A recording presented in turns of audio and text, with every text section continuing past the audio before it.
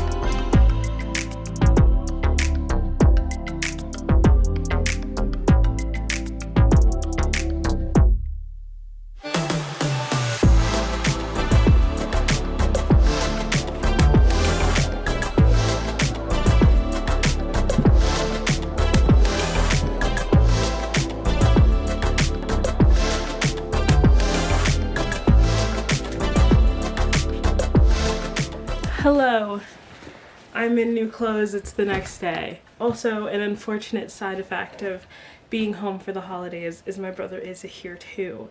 So if you hear disembodied screaming, that's him. Just an update for like where we are now, I guess, is for this shelf we have Heartstopper, Heartstopper Special Edition, Alice Oseman, and then like queer books. This shelf we have the School for Good and Evil. Like this is the entire 6-book series. This is a collector's edition that is signed by Soman Chainani or Chainani, and then I have a paperback behind that's also signed by Soman Chainani from Y'all West vlog linked somewhere on screen. And then the new School for Good and Evil, Rise and Fall of the School for Good and Evil. I haven't read either of these, and then the Never Ever handbook. School for Good and Evil kind of reminds me of Wicked, so I put Wicked here. Wicked is not a children's book, okay? I got this book when I was a child because I love the musical, and my family was like, she loves the musical, let's get her the book. Book is not for children. But I'm really glad I got it when I did, because it has like gold edge, this really cool engraving on the front and back, and the map is pretty sick. I have yet to read Wicked as an adult. I will eventually, but I haven't yet. Also, Wicked is out in theaters, everyone go see it. Then I have The Marvelers. This is the first book in the series. This is an arc of the second book in the series that I got from San Diego Comic-Con, so I have it hidden because I don't want the arcs to get damaged more than they already are. And then Legendborn, which is technically also a magical school. Miss Peregrine's School Home for Peculiar Children, and the sequel Hollow City, because those are about like magical children.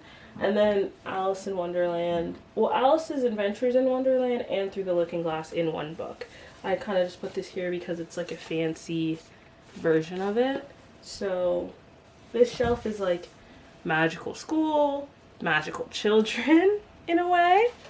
And then we have my bottom shelf. You can kind of see it from there, but Pretty Little Liars, the Gallagher Girl series, and then other YA. Just other YA, and I color coordinated them, so that's kind of what these three shelves are. And then we're gonna go up. Now we're at the kind of higher end of my shelf. We have Harry Potter here. This is gonna be a fully dedicated Harry Potter shelf. Right now it's just a snitch, the paperbacks that I took out of the box. Fun fact, I never have taken box sets out of the box, but I think for this bookshelf that's something I'm gonna do. So we have the Harry Potter box set that's gonna go away. I also have a box set for Divergent. Oh. So what I'm gonna do, this is the Harry Potter shelf. That was the book series that really got me into reading. Then I'm gonna do a dystopian teen bookshelf.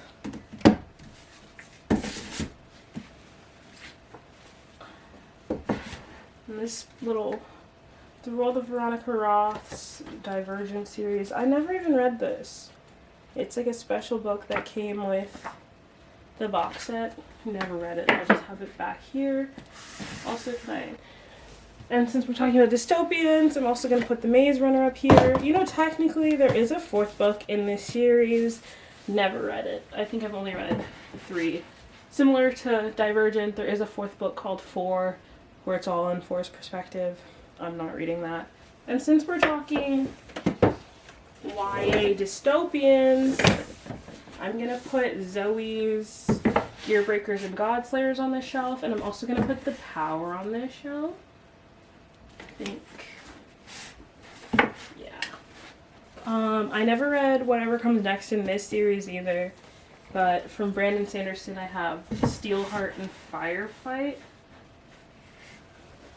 Cool. So this is my manga shelf up top. We have My Hero Academia volumes 1 through 10, a Funko Pop figure of Tomoro Shigaraki.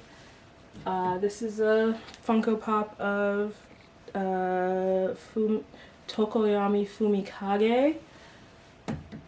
So I know that My Hero Academia is probably going to take up this entire shelf. So I'm leaving it empty for the rest of the manga. This would be a volume, which is just one book of like 5-6 chapters. And these are omnibuses, which are like 3 of these put into one. So My Hero Academia unfortunately does not make omnibuses, but Attack on Titan does. So I gave my brother my Attack on Titan volumes 1 through 6, and I bought these omnibuses instead. So this is 1 through 3, and this is 4, 5, 6.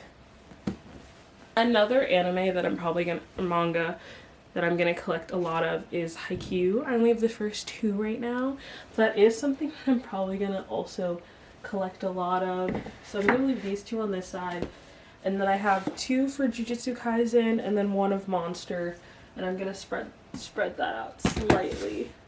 The thing is now with me moving everything around and kind of spacing things out with this bigger shelf is that now the smaller shelves look a lot more empty, which is a good and bad thing. I have a lot of books in my LA apartment that I haven't read yet, and I'm someone who buys books faster than she reads them anyway. But I can say that I think my physical TBR is like maybe half of my library. A library is like 1,000 books, so I'm using that word very loosely, but if I own like 200 something books, 100, at least 100 something of them are read. So that's great, but it's still not the best. So that's kind of my goal, is to tackle my TBR in year 2025. It's a little hard because I just love to go to a bookstore. And I also listen to a lot of audiobooks I don't own on Spotify, but that is something that we're just gonna work through. So the fun of these new shelves is that I can spread out stuff. Right now, this is my thriller horror book section, and this is my nonfiction section. I have some Black authors up there. These books all have dragons in them, I'm pretty sure. The Fifth Wave is an alien book, and I think I can put that with Landscape with an Invisible Hand, which is also an alien book. So if I start like a sci-fi shelf, if I start an adult romance shelf, a lot of my adult romances I've recently bought are in California, so like the YA shelf is down there. And I like these books, this pillow kind of covers all my classics. So as of right now, I'm not touching that because that's not something you see anyway. But I think my nonfiction, horror, okay, we're gonna figure this out.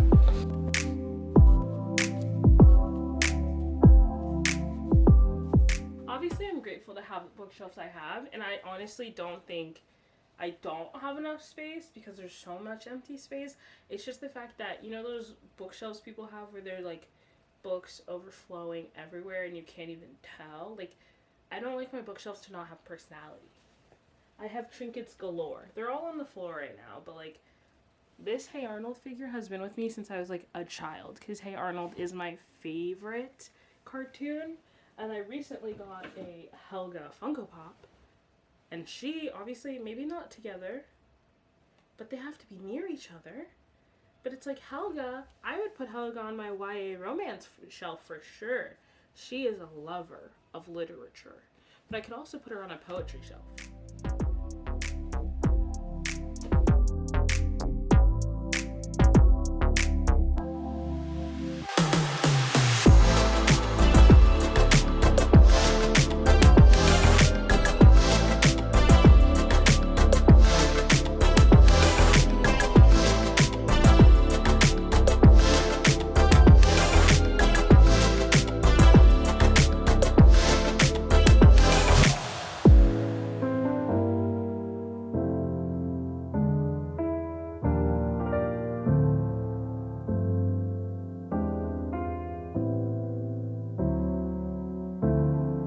Confession time. I have YouTuber books. I got rid of some of them already, like Tyler Oakley's Binge and Lily Singh's How to Be a Boss or whatever. A couple of them have already like put in our giveaway bin for donation, because I've started unhauling books a while ago. But ones that I haven't unhauled yet, because I actually don't know if they're good or not, is Connor Francis, A Work in Progress, and then his second book, Note to Self.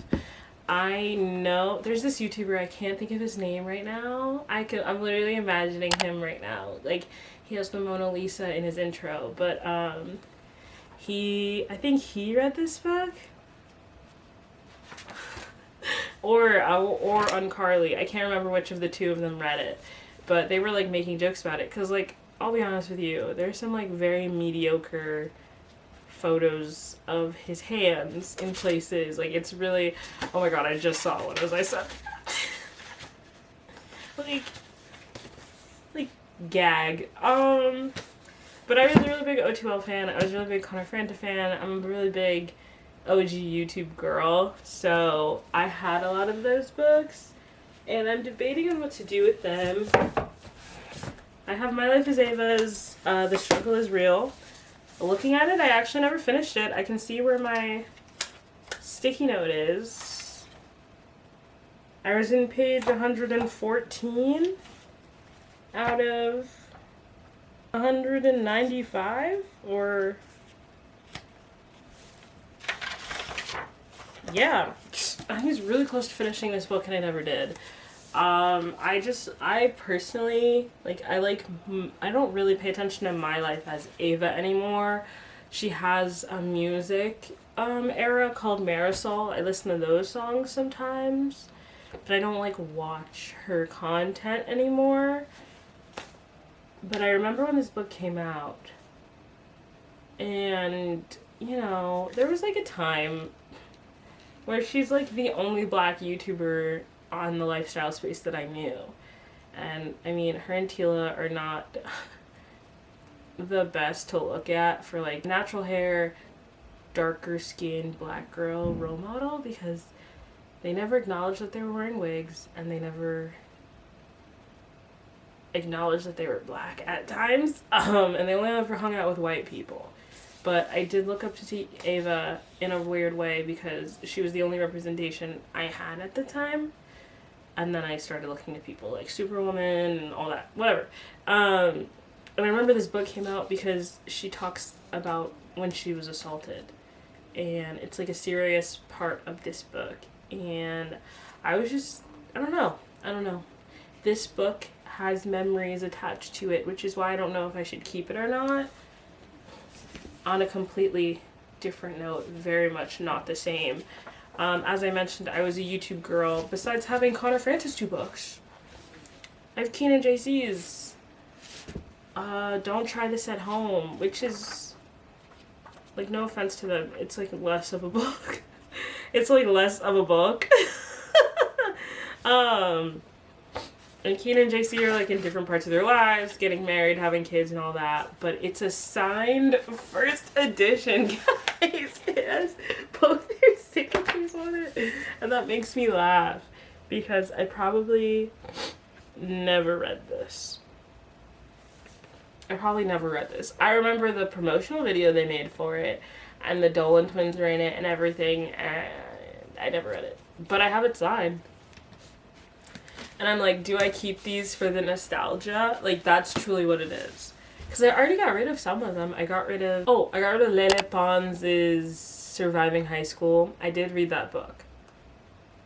And it's like, her ghostwriter did a really good job with that book. I never read Superwoman's How to Be a Boss. I never finished Tyler Oakley's Binge. I never read the other books, I guess, like Zoella's Online Girl or whatever it's called. A friend from high school had that book, but I never read it. I think for now, this is what the new bookshelf is going to look like. Again, there are a lot more empty spaces in it now, which, good or bad, I like it. I'm obviously going to buy some books while I'm home, so the tour portion of this video may come later, but I think it's a good start.